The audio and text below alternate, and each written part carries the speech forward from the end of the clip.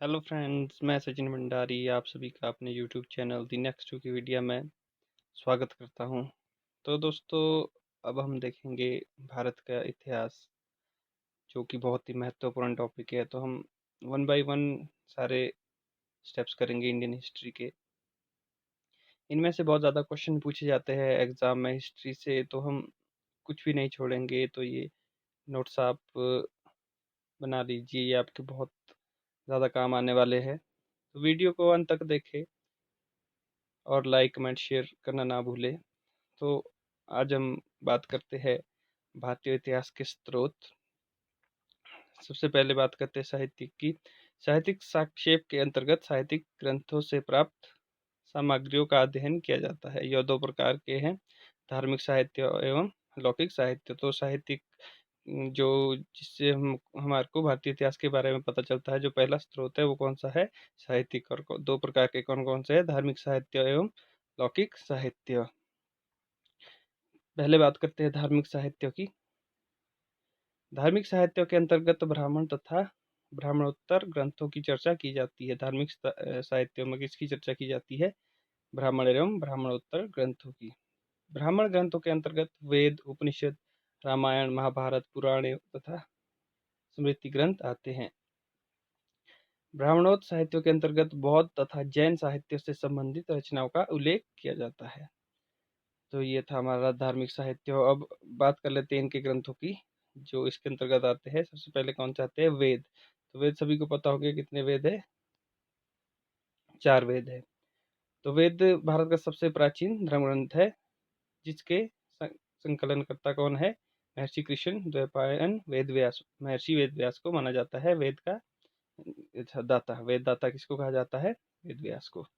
वेदों की संख्या 4 है। कौन कौन से है? ऋग्वेद, यजुर्वेद, सामवेद तथा अथर्ववेद। इन चारों वेदों को क्या कहा जाता है? संहिता कहा जाता है। ये एग्जाम में पूछा जाता है कि वेदों को क्या कहा जाता है, तो क्या कहा जाता है? संहिता कहा जाता है। तो बात करते हैं वेदों की। सबसे पहला वेद, सबसे पुराना वेद कौन सा है? ऋग्वेद। चारों वेदों में सर्वाधिक प्राचीन कौन सा वेद है? ऋग्वेद। ये भी एग्जाम में पूछा जाता है। एसएससी के एग्जाम में पूछा गया है ये क्वेश्चन, पुलिस के एग्जाम में पूछा गया है ये क्वेश्चन। चारों वेदों में सबसे प्राचीन वेद कौन सा है? ऋग्वेद। इसमें कितने मंडल है? 10 मंडल। वेरी वेरी इंपॉर्टेंट, ये भी पूछा जाता है बहुत ज़्यादा एग्जाम में। ये पूछा गया है कि ऋग्वेद में कितने मंडल है, कितने अष्टक है, कितने मंत्र एवं कितने सूक्त है। तो कितने मंत्र है? 10,600 मंत्र है, 8 अष्टक है एवं 1028 सूक्त है। इस वेद के नवे मंडल को 100 मंडल भी कहा जाता है। इस नवे मंडल को कौन सा मंडल कहा जाता है? 100 मंडल। ऋग्वेद के 10वें मंडल को क्या कहा जाता है? में पुरुष सूक्त में सर्वप्रथम वर्ण व्यवस्था का उल्लेख किया गया है। नवे मंडल में 100 मंडल भी कहा जाता है, और ऋग्वेद के 10वें मंडल में क्या है? पुरुष सूक्त में सर्वप्रथम वर्ण व्यवस्था का उल्लेख मिलता है। सामवेद। सामवेद को भारतीय संस्कृति संगीत का जनक कहा जाता है। इस वेद में कितनी ऋचाएं हैं? 1549 ऋचाएं हैं। इस वेद का मुख्यतः 3 शाखाएं हैं इस वेद की। कौन कौन सी? जमनीय, राणानीय और कौथुम। बात करते हैं यजुर्वेद की। इस वेद में यज्ञों के नियमों एवं विधि विधानों का संकलन मिलता है। किसमें? यजुर्वेद में। एकमात्र ऐसा वेद है जो पद्य एवं गद्य दोनों रूपों में लिखा गया है। तो ये जो वेद है ये पद्य एवं गद्य दोनों में लिखा गया है। इस वेद के 2 भाग है। कौन कौन से है? कृष्ण यजुर्वेद एवं शुक्ल यजुर्वेद। अब बात करते हैं अथर्ववेद की। इस वेद में सामान्य मनुष्यों के विचारों तथा अंधविश्वासों का विवरण मिलता है। अथर्ववेद में अंधविश्वासों, जादू टोना सब कुछ इस वेद में आपको मिलेगा। इसमें कुल कितने मंडल है? 20 मंडल है, 731 ऋचाएं हैं तथा 5987 मंत्र है। अथर्ववेद में परीक्षित को कुरुओं का राजा कहा गया है। किसको कहा गया है? राजा परीक्षित। अब बात करते हैं वेद के बाद उपनिषद की, जो धार्मिक साहित्य का एक पार्ट है। तो उपनिषद का शाब्दिक अर्थ है समीप बैठना। उपनिषद वेदों का अंतिम भाग है, इसे वेदांत भी कहा जाता है। उपनिषद वेदों का क्या है? अंतिम भाग है, और इसी को क्या कहा जाता है? वेदांत कहा जाता है। इसकी कुल संख्या कितनी है उपनिषद की? 108 सत्यमेव जयते मुंडकोपनिषद से लिया गया है। ये एग्जाम में बहुत बारी पूछा जाता है। सत्यमेव जयते कहाँ से लिया गया है? ये वाक्य कहाँ से लिया गया है? मुंडकोपनिषद से लिया गया है। तो बात करते हैं पुराण की। पुराणों के रचयिता कौन है? लोमहर्ष और उनके पुत्र गुरश्रवा पुराणों के रचयिता। पुराणों की संख्या कितनी है? 18। तो रामायण की बात करते हैं। यह एक आदिकाल का काव्य है। इसकी संरचना संस्कृत भाषा में वाल्मीकि द्वारा की गई थी। रामायण की जो रचना की गई थी वो किसने की थी? वाल्मीकि में। और कौन सी भाषा में की थी? संस्कृत भाषा में। प्रारंभ में इसे 6000 श्लोक थे जो कालांतर में 24,000 हो गए हैं। रामायण को चतुर्विंशति सहस्त्री संहिता भी कहा जाता है। ये भी एग्जाम में पूछा जाता है। महाभारत तो कई बार एग्जाम में पूछा गया है कि महाभारत को पुराना नाम क्या था? पुराना नाम क्या था महाभारत का? जय संहिता। तो महाकाव्य की रचना किसने की थी? महर्षि व्यास ने। और रामायण की किसने की? वाल्मीकि ने। ये एग्जाम में पूछे जाते हैं क्वेश्चन की रचना। इन महाकाव्यों की रचना किसने की थी? प्रारंभ में इसे 8800 श्लोक थे और इसको क्या कहा जाता था? जय संहिता। इसके कुछ साल बाद श्लोकों की संख्या कितनी होगी? 24,000 हो गई और इसे भारत कहा जाने लगा। महाभारत का प्रारंभिक उल्लेख अश्वलायन गृह सूत्र से मिलता है। कहाँ से मिलता है? अश्वलायन गृह सूत्र से। तो अब बात करते हैं भारतीय इतिहास के दूसरे साहित्यिक की, जो कौन सा है? लौकिक साहित्य। पहला कौन सा था? धार्मिक साहित्य। लौकिक साहित्यों में क्या क्या आता है? अर्थशास्त्र। सबसे पहले बात करते हैं अर्थशास्त्र। अर्थशास्त्र के रचयिता कौन थे? कौटिल्य, चाणक्य। ये सभी को पता होगा। इसमें मौर्यकालीन इतिहास एवं शासन व्यवस्था की जानकारी मिलती है। किससे मिलती है? अर्थशास्त्र से। ऐतिहासिक रचनाओं में सर्वाधिक महत्व कश्मीरी कवि कलहण द्वारा रचित राजतरंगिणी है। ये भी एग्जाम में पूछा जाता है कि राजतरंगिणी की रचयिता कौन है? तो कौन है? कलहण। और वो कहाँ से थे? कश्मीरी कवि थे। गार्गी संहिता। ये गार्गी संहिता है, थोड़ा गलत लिख दिया है। गार्गी संहिता पद्धति एक ज्योतिष ग्रंथ है तथा इसमें भारत पर होने वाले यौन आक्रमण का उल्लेख मिलता है। तो यौन आक्रमण का उल्लेख कहाँ से मिलता है? गार्गी संहिता से। विदेशी यात्रियों के विवरण। देखिए बहुत सारे विदेशी यात्री आए थे तो उनका विवरण कुछ इस प्रकार से है। विदेशी यात्रियों के विवरण साहित्यिक साक्ष्य के अंतर्गत आते हैं। कौन से साहित्यिक साक्ष्य के अंतर्गत आते हैं? विदेशियों के विवरण से तत्कालीन सामाजिक एवं राजनीतिक अवस्था का पता चलता है। विदेशियों के विवरण को 3 भागों में बांटा गया है। कौन कौन से? जो विदेशी कवि आए थे, कहाँ से आए थे? यात्री आए थे जो यूनान और रोम के लेखकों का विवरण, चीनी यात्रियों के वृत्तांत और अरब यात्रियों के वृत्तांत। यूनान और रोम के लेखकों का विवरण। यूनान और रोम से लेखक आए थे। कौन कौन से आए थे? सबसे पहले आया था हेरोडोटस। इसे इतिहास का पिता कहा जाता है। Very very important. हिस्ट्री के फादर ऑफ हिस्ट्री कौन है? हेरोडोटस। इन्होंने अपनी पुस्तक हिस्टोरिका में 5वीं शताब्दी ईसा पूर्व के भारत फारस संबंधों का वर्णन किया है। तो ये पूछा जा सकता है कि हेरोडोटस ने कौन सी किताब लिखी थी? कौन सी पुस्तक लिखी थी? हिस्टोरिका। तो ये बहुत इंपॉर्टेंट है और एग्जाम में बहुत बारी पूछा जाता है।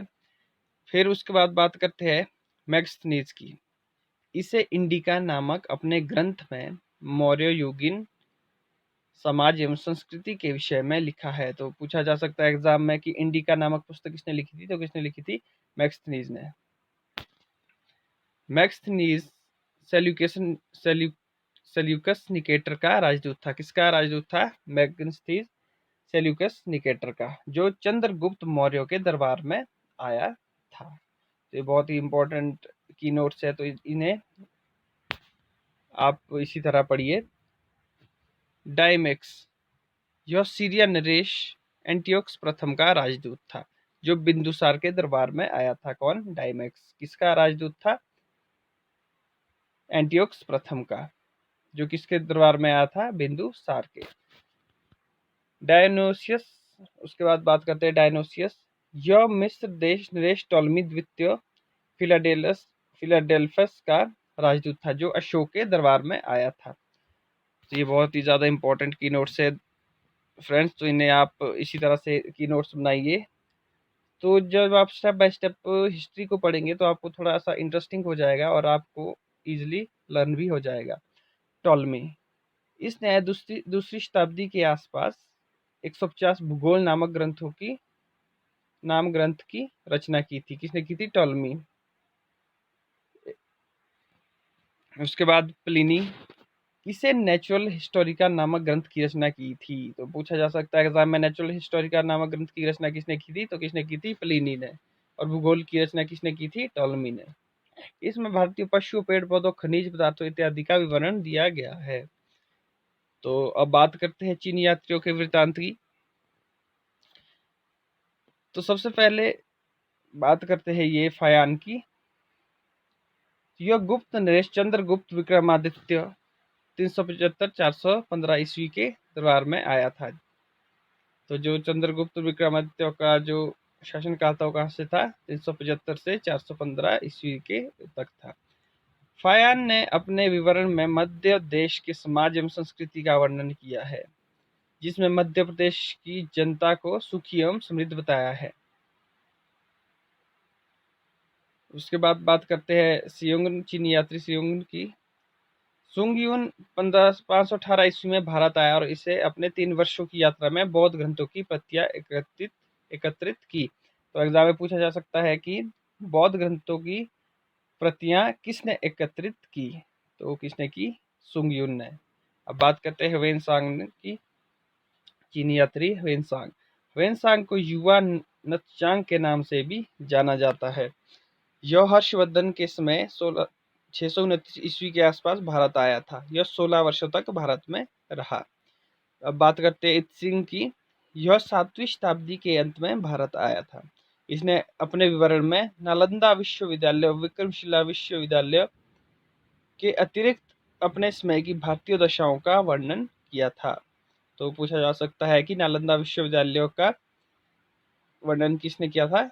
इत्सिंग ने, जो कौन था? चीनी यात्री था। ये भी पूछा जा सकता है एग्जाम में, ह्वेनसांग किस देश का यात्री था? तो किस देश का यात्री था? चीन का। इनमें ये आप अच्छे से पढ़ लीजिए, की पॉइंट्स बना लीजिए। अब बात करते हैं अरब यात्रियों के वृत्तांत की।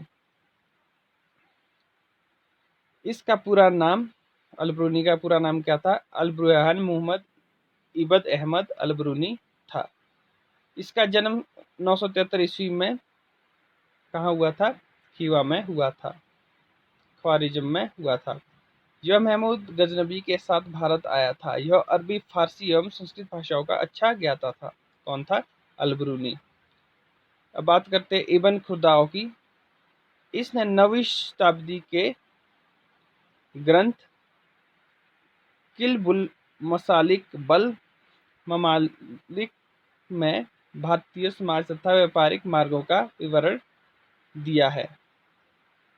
अल-मसूदी, बात करते हैं अल-मसूदी की। इसने अपने ग्रंथ मुर्रजम में तत्कालीन भारतीय समाज का सजीव चित्रण किया है। उसके बाद बात करते हैं सुलेमान की। इसके विवरण से प्रतिहार एवं पाल राजाओं के विषय में जानकारी प्राप्त होती है। इसके विवरण से, सुलेमान के ग्रंथ से।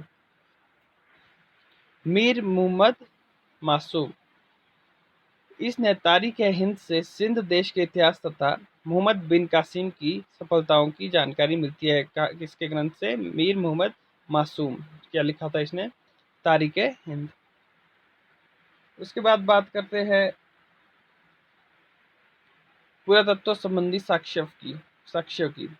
पुरातत्व के अंतर्गत 3 प्रकार के साक्ष्य आते हैं। कौन कौन से? अभिलेख, मुद्रा एवं स्मारक। ये भी हमारे स्रोत है जिससे भारत इतिहास का पता चलता है। तो सबसे पहले बात करते हैं अभिलेख की। अभिलेख पाषाण शिलाओं, स्तंभों, दीवारों, मुद्राओं एवं ताम्र पत्रों का खुदे जाते थे। किसमें? अभिलेख में ये मिलता है। अभिलेखों के अध्ययन को पुरालेख शास्त्र कहते हैं। सबसे प्राचीन अभिलेख मध्य एशिया के कोई से प्राप्त अभिलेख है। सबसे प्राचीन कौन सा है? बोगस कोई, जिसे हिती नरेश, सप्तलियुमा तथा मिस्री नरेश मतिवाजा के बीच संधि का उल्लेख मिलता है। बोगस कोई अभिलेख, जो सबसे पुराना अभिलेख है, लगभग 1400 ईस्वी पूर्व का अभिलेख है, जिसमें वैदिक देवता इंद्र, मित्र, वरुण एवं नात्स्य के नाम मिलते हैं। भागवत धर्म विकसित होने का प्रमाण यौन राजपूत हेलोडोरस के बेसनगर विदिशा गरुड़ स्तंभ लेख से प्राप्त होता है। सर्वप्रथम भारतवर्ष का उल्लेख कलिंग नरेश खारवेल के हाथी गुम्फा अभिलेख से मिलता है। तो ये एग्जाम में पूछा जा सकता है, हाथी गुम्फा अभिलेख किसने लिखा है? खारवेल ने। सर्वप्रथम दुर्भिक्ष की जानकारी देने वाला अभिलेख सौगौड़ा अभिलेख है। तो ये भी पूछा जा सकता है कि सर्वप्रथम दुर्भिक्ष की जानकारी हमें कौन से अभिलेख से मिलती है? कौन से अभिलेख से मिलती है? सौगौड़ा अभिलेख से। सर्वप्रथम भारत पर होने वाले हुण आक्रमण की जानकारी कहाँ से मिलती है? स्कंदगुप्त के भीतरी स्तंभ लेख से मिलती है। कहाँ से मिलती है? जो हुणों का आक्रमण हुआ था भारत पे, स्कंदगुप्त के भीतरी स्तंभ लेख से। सती प्रथा का पहला साक्ष्य 510 ईस्वी के एरण अभिलेख से मिलता है। कहाँ से मिलता है? एरण अभिलेख से। रेशम बुनकरों की जानकारी हमें कहाँ से मिलती है? मंदसौर अभिलेख से प्राप्त होती है। तो अब बात करते हैं मुद्रा की। प्राचीनतम सिक्कों को आहत सिक्के कहा जाता था। किसे क्या कहा जाता था? आहत सिक्के किसे कहा जाता था? प्राचीनतम सिक्कों को आहत कहा जाता था।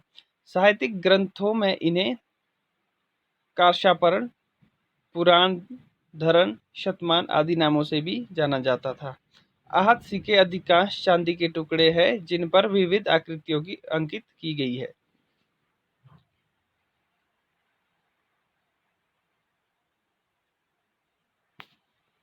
सिक्कों पर लेख लिखवाने का कार्य सर्वप्रथम यवन शासकों ने किया था। किसने किया था? यवन शासकों ने।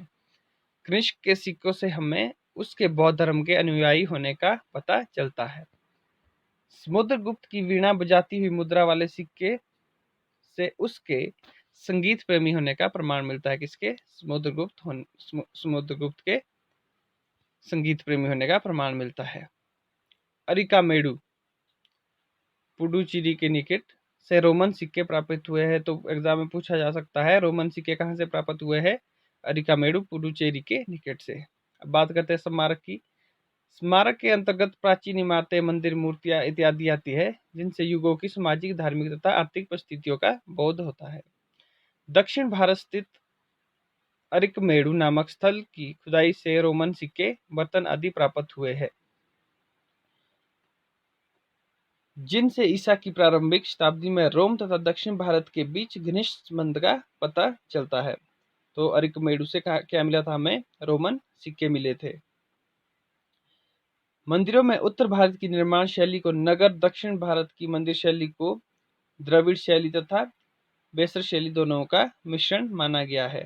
तो ये थे हमारे आज के भारत इतिहास के महत्वपूर्ण स्रोत, जिससे हमें पता चलता है कि भारत इतिहास कितना पुराना रहा है।